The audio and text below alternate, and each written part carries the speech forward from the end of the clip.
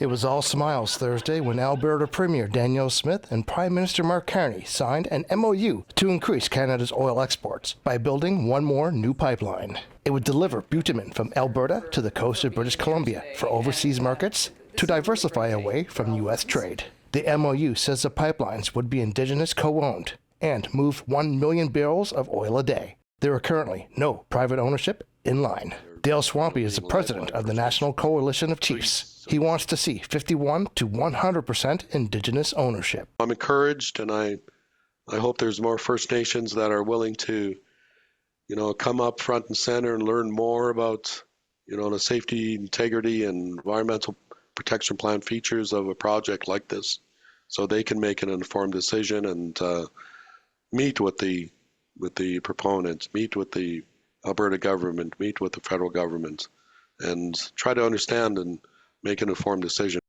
Swampy would like to see the revival of the Northern Gateway pipeline that was canceled in 2016 after then Prime Minister Justin Trudeau banned oil tankers off the BC coast.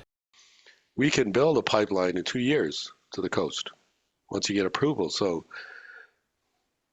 I think if you're going to look for no proponents willing to go in right now, first of all, because the tanker ban hasn't been removed. Second of all, the cost is pretty high. And third, there's no guarantee that the government will approve it unless they have the majority of First Nations on board. And Marilyn Slett says it will stay that way. She is president of the Coastal First Nations in BC. Today's MOU does nothing to improve the chances of a North Coast pipeline ever becoming reality. Coastal First Nations, along with the province of BC, will do everything in our power to protect our coast from a real threat of an oil spill.